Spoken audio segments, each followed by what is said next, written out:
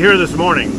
I'm joined by Mike Banks, who is the Texas Border Czar, General Seltzer, who is the Adjutant General for the National Guard here in the state of Texas. We will soon be joined by Colonel Steve McCraw, who is the Director of the Texas Department of Public Safety. We're here today because of the impending end of Title 42 policy. With the Biden administration ending Title 42 this Thursday, President Biden is laying down a welcome mat to people across the entire world, saying that the United States border is wide open and it would lead to an incredible amount of people coming across the border illegally. President Biden's open border policies is going to cause a catastrophic disaster in the United States. According to the Biden administration itself, they anticipate about 13,000 people coming across the border illegally every single day. If you extend that out over the course of a year, it means there will be about 4,700,000 people coming across the border a year. That will mean that there will be more people coming across the border illegally than there are residents of the massive city of Chicago. The bottom line is, it did not have to be this way. So never forget this. Just 3 years ago, we had the lowest border crossings in decades. And those low number of border crossings were a result of the policies put in place by the Trump administration. It was the Title 42 policy, the Remain in Mexico policy, the ending of catch and release, building a border wall, as well as sending a message across the entire world. America is not open to people who are trying to come here illegally. If you want to come to the United States of America, you must do so legally, not illegally. Today, however, we're dealing with the highest number of people coming across the border than ever before, and we will set a new all-time record this year. All of this is a result of policy decisions by Joe Biden. But know this, Texas is doing more than any state in the history of the United States of America to defend our border. That includes deploying up to 10,000 National Guard members and 1,200 Texas Department of Public Safety troopers. I want to thank the National Guard members who are with us here today. I will tell you more about their deployment momentarily. What those National Guard members have done, working in collaboration with the Texas Department of Public Safety, is they have actually turned back or repelled or denied access to the United States and Texas by turning back more than 37,000 people who were trying to enter into the country illegally. Together they have apprehended more than 37,000 people who actually did come across the border illegally. In addition to that, they have arrested about 27,000 dangerous criminals, including cartel gang members who were wanted for crimes like murder, getting them off the streets to make sure they would not harm anybody in Texas or the United States. They've also seized enough fentanyl that would have been enough to kill every man, woman, and child in the entire United States of America. Had it not been for the National Guard troops and the Texas Department of Public Safety officers and troopers, we would have on the streets in the United States that deadly fentanyl, in this unknown how many Americans would have died because of that. In addition to all of that, we've been involved, and they have aided the process of busing these migrants from tiny little border towns like Del Rio and Eagle Pass up to cities like Chicago, New York, and around the country. Thousands have been bused already. Many thousands more will be bused in the coming days because of the massive influx of illegal migrants coming across the border. And Texas is the only state to build its own border wall. And I'm the only governor to ever have designated the Mexican drug cartels as terrorist organizations. With all that said, today we are announcing even more to respond to Joe Biden's reckless open border policies. Today we are deploying a new National Guard unit. It's called the Texas Tactical Border Force. Right now, as we're speaking, the Texas National Guard is loading Black Hawk helicopters and C-130s, deploying specially trained National Guard members for the Texas Tactical Border Force. They will be deployed to hot spots along the border to intercept, to repel, and to turn back migrants who are trying to enter Texas illegally. We've seen some examples of the National Guard having done this already that we have now turned into an official operation. If you go back to last December before Christmas, there was a long line of migrants trying to get into and actually getting into El Paso. They were lined up in long lines getting into El Paso. And we deployed a unit somewhat like this. This was a precursor of today's announcement. And what that unit did is they built massive miles of concertina wire border barrier that in 24 hours stopped the influx going into El Paso, Texas, and it has remained effective since that time. Another thing that's just happened within the last day or two, until a couple of days ago, there was a border crossing in Brownsville, Texas, where migrants were in the thousands, had to make a short raft trip from Mexico into the United States. We identified that hot spot where a massive number of people were crossing the border legally. We deployed the National Guard to the location to close down that crossing, and now that crossing is shut down. It's projects like that that this elite National Guard team will be focused on to identify hotspot crossings like that, shut it down so that we can stop illegal immigration into the state of Texas. They will be deployed with the equipment and tools that will be needed for them to be effective. It includes aircraft, it includes boats on the water, night vision, as well as riot gear to prepare for anything they may encounter as they are protecting and securing our border. The Texas Tactical Border Force, it bolsters Operation Lone Star to secure the Texas border amidst the chaos caused by Joe Biden eliminating Title 42. In addition to this deployment today, we're working on laws this session that I hope will pass later on this month that will give me and the state of Texas even more tools to do an even better job of securing our border. One is to make it a felony to illegally enter the state of Texas from Mexico. That felony will entitle us to be able to do one of two things: either to arrest these people and jail them for a felony, or alternatively to return them back to Mexico. We will also make it a felony for anybody who's operating or involved in any way in a stash house.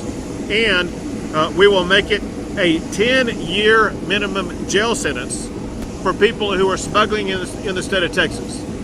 Now, with regard to smuggling, one thing that we've always been dealing with are either cartel members or the gangs who work in conjunction with the cartel members in the state of Texas smuggling people. We've seen a dramatic increase in average everyday Texans involved in the smuggling people, including an employee of a district attorney's office here in the state of Texas. That's reprehensible, and we want to shut it down. Any Texan or anybody in the state of Texas caught smuggling illegal immigrants will be spending a minimum of 10 years behind bars in the state of Texas. With that, I will pass it to Mike Banks, the border czar here in the state of Texas, if you use the mic down there.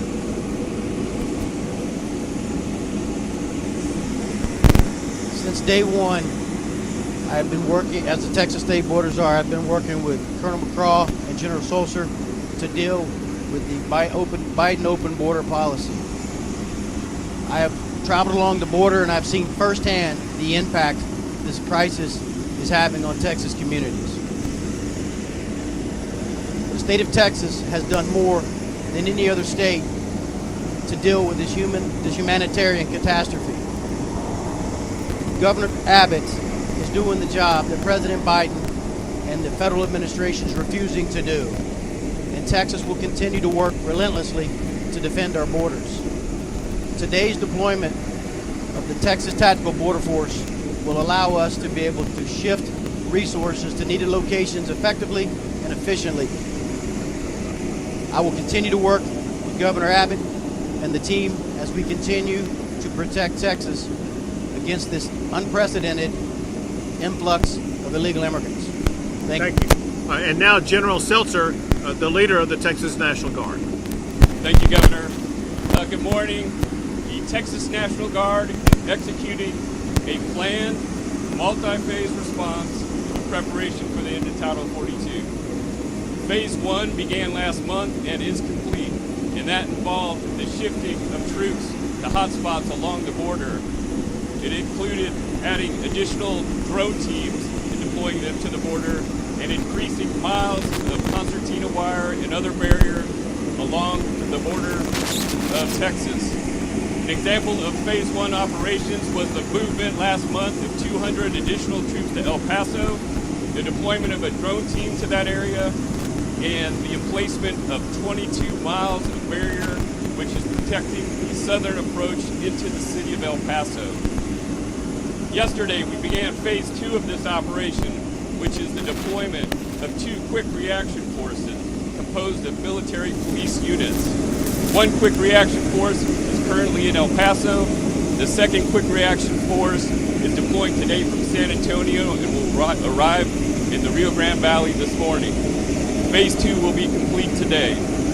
What you are seeing behind you is Phase 3 operations, and that's the calling up of the tactical border unit that the governor spoke of. This unit is composed of over 450 personnel. Today you're seeing 2 elements of that unit deploying to El Paso. Additionally, you will see helicopters taking off from the ramp down south of here, deploying an advanced party of the tactical border unit to the Rio Grande Valley. Tomorrow, the same operation will occur again with 2 elements of over 200 personnel moving to the Rio Grande Valley. By tomorrow, Phase 3 of this operation will be complete. I had the honor of eating dinner with these troops last night. I can tell you the morale is high, and their dedication to the state of Texas is inspirational. Thank you, General. And now, Director McCraw, the leader of the Texas Department of Public Safety. Thank you, Governor. And thank you, General. Your outstanding men and women do a tremendous job on a daily basis, so God bless them. The Governor's directed the Department of Public Safety to increase our resources at the border. Specifically, we're going to be deploying hundreds of troopers from around the state, enhanced tactical teams, field force operation teams to the border to hold the line. He's made it very clear there's 29 places you can cross in the U.S. legally, and that's where they'll cross. It's the job of Texas military forces and the Department of Public Safety, assisted by our Texas game wardens and other state resources, to hold that line and ensure that's the only place that they cross at. Governor, thank you for your leadership. Thank you. We'll take a few questions.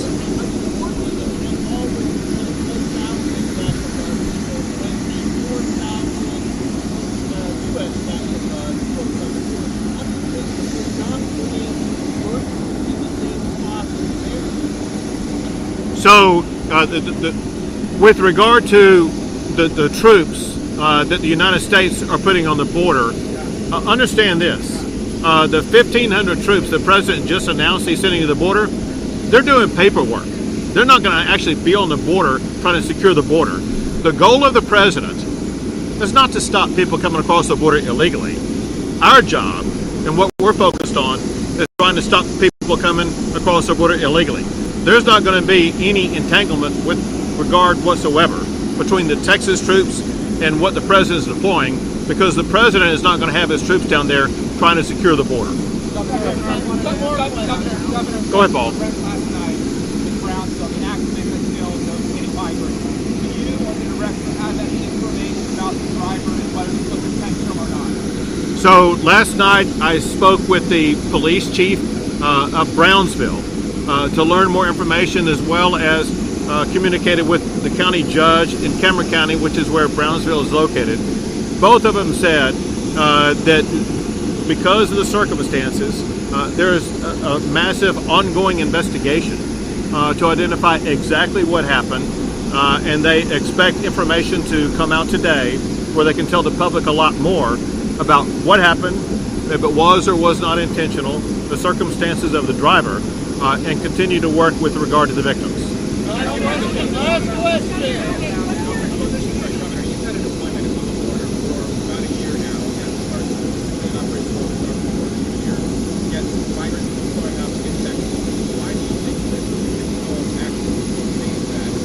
Let's be clear, but yeah, let's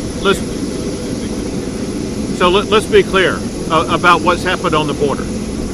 Texas has the ability to secure the border ourselves. If we were acting in isolation, we would have secured the border.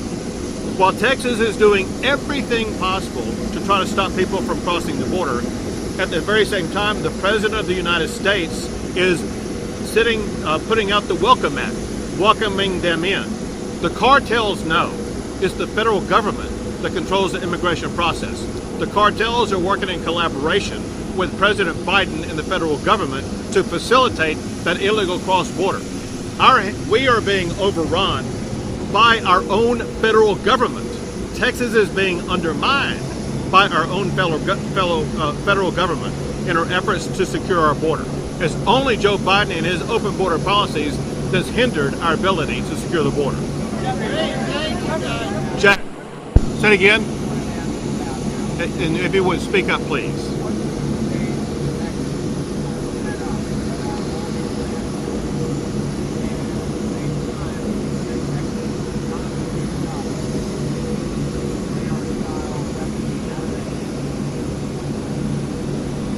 So first, obviously, we're extraordinarily concerned about the devastation that's happened to the families affected by what happened in Allen, as well as the entire Allen community. I was in Allen last night to visit with people in Allen, but just as important, to visit with law enforcement, investigators, leaders in the Allen and Collin County community to get to the bottom of what's going on. One thing I know that the people in Allen, but especially the families, they want to know right now why this happened, how it happened. And the investigators were unable to provide specifics at that time. The first step to leading to some type of resolution here, as well as providing information about the response needed from the state of Texas, is to know exactly why and how this happened.